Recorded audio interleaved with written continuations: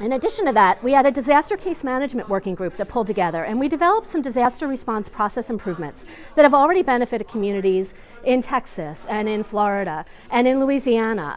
And so what we did was we worked with these organizations that were in the working group, and we tried to take that collective learning and wisdom from Sandy and say, how can we make this better the next time? And there were two key things that we did. First, we talked a lot about where survivors were at this point, and this is 3, 4, 5 years at this point, because this was a process that went on for about 2 years. And what were some of the biggest barriers that they had to their own recovery? And so we created sort of these do's and don'ts. Like what were the things that the people who were already home and back where they should be, what did they do that was in common that helped them to be able to recover? And then what were some of the problems and barriers that limited people's ability to be able to return home? So we created this resource guide, and then it was tested out by some of our members who helped out with the floods in Louisiana and some smaller scale floods in Pennsylvania. And then I was actually asked to deploy to Texas after Hurricane Harvey to support their recovery efforts. And that became, that guide that we had actually became the foundation of Hurricane Harvey's recovery guide for the state of Texas. That's really cool that this was something that started here in New Jersey and is now on a national scale. The other thing too that happened with survivors is there's an abundance of paperwork that people have to fill out. And they have to fill out the same thing 20 different times for every different piece of service that they get. And so we pulled together all the service providers that were active in Sandy and said, what are the core things that you all need to have on that piece of paper? And can we agree to have one common screening form where we get that information once from the survivor, and then they don't have to tell it again and again and again. And if you have additional information, fine, you can add it on as addendums. But it just makes it easier, because every time that survivor has to retell their story, they're reliving it. And it just all comes back to the surface. And so we wanted to minimize that as much as possible. So that's a tool that's also been used in Louisiana and in Florida. And actually, when it was taken to Florida, it was translated into Spanish and brought back to New Jersey for us to be able to use as a bilingual form for anybody who needs it in New Jersey. And then we had a donations and volunteer working group that focused on managing the effectiveness of those post-disaster, sort of secondary disasters that happen. People who want to help and mean really, really well, but they're not sort of following the protocol. So they say, oh, you know, everybody must need clothing. They've lost everything. So I'm going to send my old clothes because that's what everybody needs, right? Or, you know, I want to help and I'm just going to show up and be there, and that's going to brighten somebody's day. But those are things that actually interfere more than they help.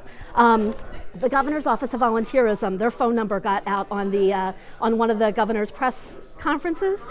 18,000 calls and cell phone messages that came through to this one number.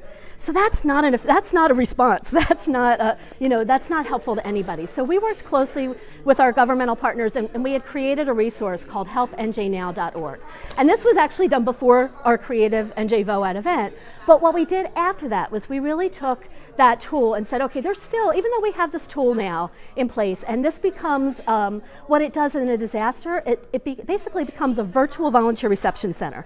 So when we have a major disaster and we know it, if we know it's coming, like it's a hurricane and we can see it 3 days out, we can activate that and start messaging that. If you want to help, go to helpnjnow.org, and then people can register to volunteer.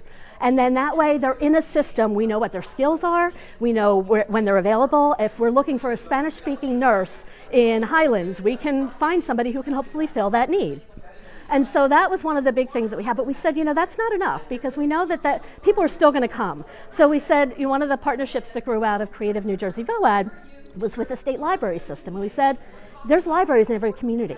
So why don't we have libraries be the physical place where if people show up, we can redirect them to the library and say, go to Help NJ Now and you fill out your registration form, and then we'll let you know what our needs are and everything along those lines. So it helps to sort of fill some of those gaps. And the other thing too with the donations, we created a portal for the donations management, so that when people want to donate, they can make an offer instead of just showing up with a truckload of flip-flops on November 3rd after we just had a snowstorm following Hurricane Sandy. Not what we needed, right?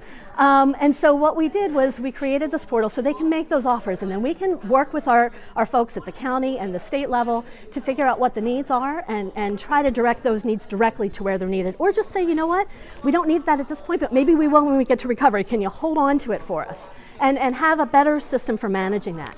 But we also know, again, people are just still going to come and they're going to, out of their own goodwill and their own good intentions, want to try to help. And so we partnered with organizations that are already taking that stuff that we don't necessarily want to have to manage after a disaster. They're doing it on a daily basis. The Salvation Army, Goodwill. We created partnerships with them to be able to accept that stuff. And then in exchange for that, they'll give us vouchers to give to the survivors, so that way they can shop for what they need when they need it. So we're just using the system that we have and building on those relationships that we have in place to be able to try to foster a more effective and more, not just a recovery and response for everybody who's impacted, but avenues for people who want to help to be able to find their niche and to be able to do it in a much more effective way. We're sort of